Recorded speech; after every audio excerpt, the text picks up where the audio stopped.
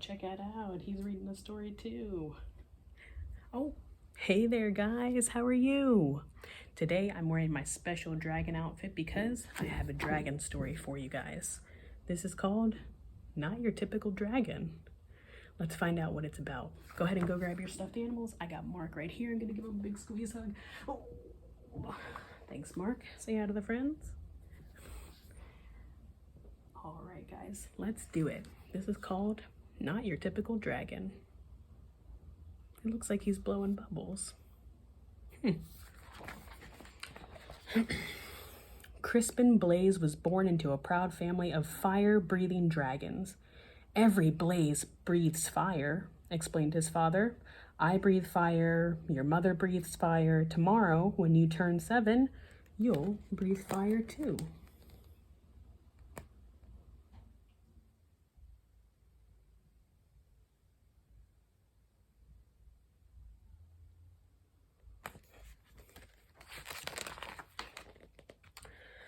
The little dragon imagined all the forests he would burn down. He dreamed of all the castles he would destroy. He also considered boiling water to make tea, but he didn't tell his father that.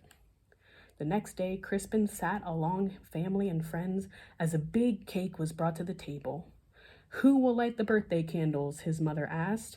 I will, declared Crispin. He could feel a tingling inside his tummy, but when he opened his mouth, fire didn't come out.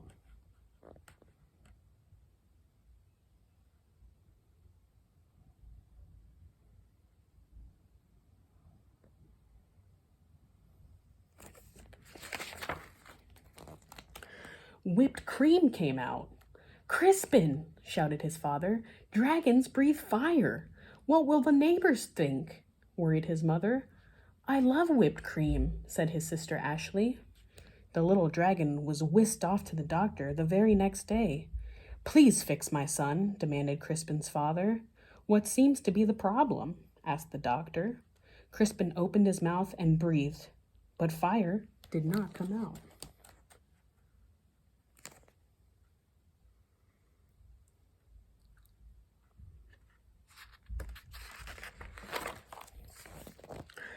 Band-Aids came out. I see, said the doctor gravely. Dragons should breathe fire, insisted Crispin's father. We were low on Band-Aids, mumbled the nurse. The doctor sent Crispin home with medicine. He swallowed 2 teaspoons before going to school. It will help you become a real dragon, said his father with a wink. After school, Crispin joined his first fire-breathing practice. One by one, little dragons aimed their fiery breath at stacks of logs until they burst into flames. Crispin stepped up confidently. He could feel the medicine bubbling in his belly. But when he opened his mouth, fire did not come out.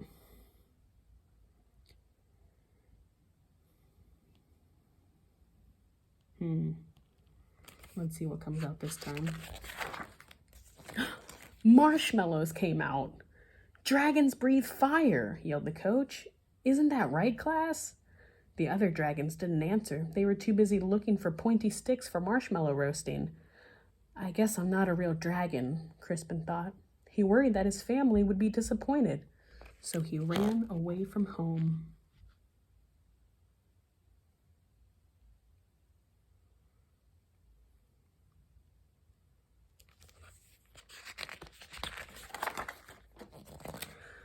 The world can be a scary place for a little dragon who can't breathe fire. Crispin found a dark cave. I'll be a fireless dragon all by myself. I won't bother anyone and no one will bother me. An hour later, he had a visitor. I am Sir George, squeaked the thin, shiny knight. Show yourself, dragon. Crispin shuffled out of the cave. The thin, shiny knight held up his thin, shiny sword. Do your worst, dragon. Crispin opened his mouth, but fire did not come out.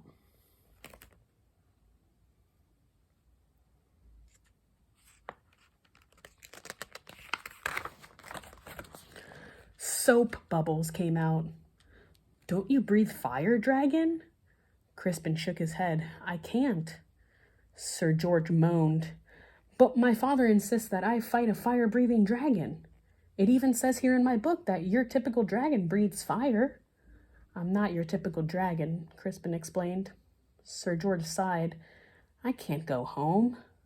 Me neither, Crispin nodded, but then he had an idea. Maybe your book could tell us what to do.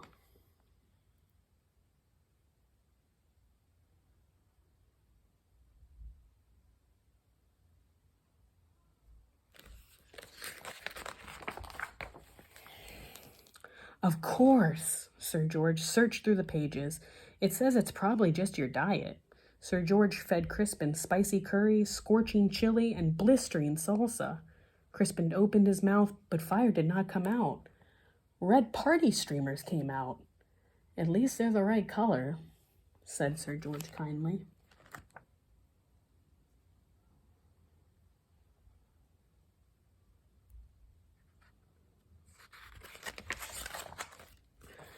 Sir George searched through the book again. Aha! It says it's probably your attitude. Sir George showed Crispin how to look mean and angry enough to breathe fire. Crispin opened his mouth, but fire did not come out. Soft, cuddly teddy bears came out. Said Sir George. We may have taken a step backward. It's no use, Crispin sighed. I'm not your typical dragon.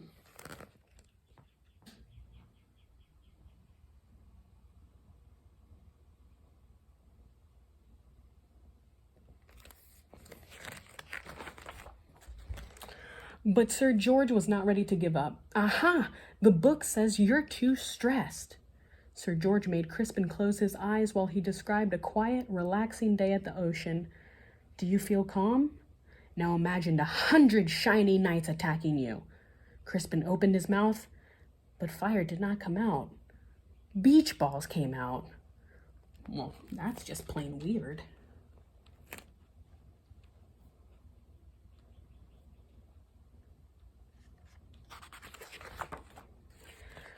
Secretly, Sir George was glad that Crispin could not breathe fire.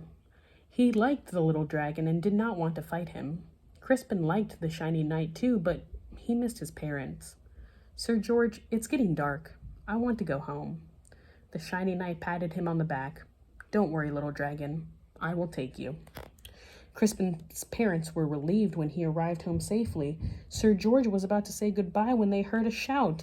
There you are, boy! Why on earth are you playing with the fire-breathing dragon? He's my friend, Father, whispered Sir George. And besides, he doesn't breathe fire.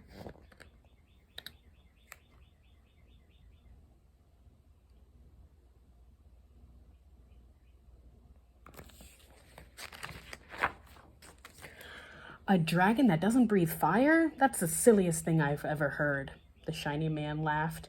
Crispin's father stormed out of the house. My son is not silly. He may not breathe fire, but I certainly do. Crispin's father let out a powerful spray of flames.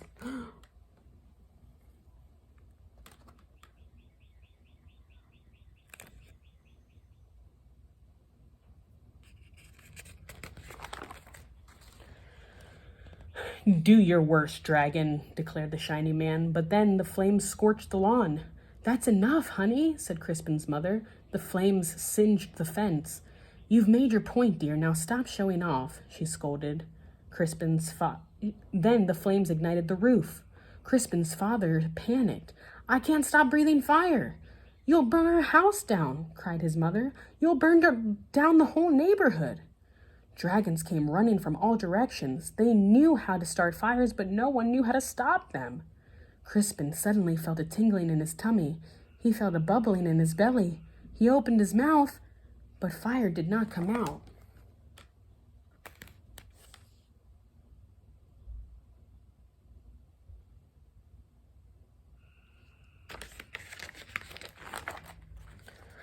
A gush of water shot out.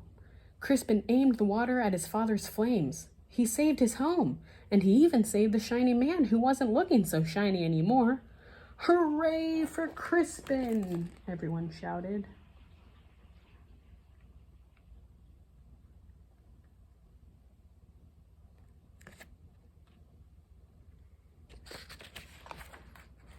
On Crispin's next birthday, there was a big party. Family and friends came from all over the land, and Sir George and his family came too. Lots of dragons were dancing. Crispin stood with his mouth wide open. Fire still did not come out. Music came out instead. "Your son," said an old uncle to Crispin's father, "he's not your typical dragon, is he?" "No," replied Crispin's father proudly. "My son is something special."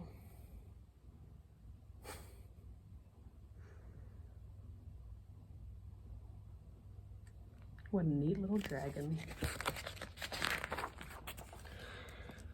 And then he jumped up and danced to Crispin's music too.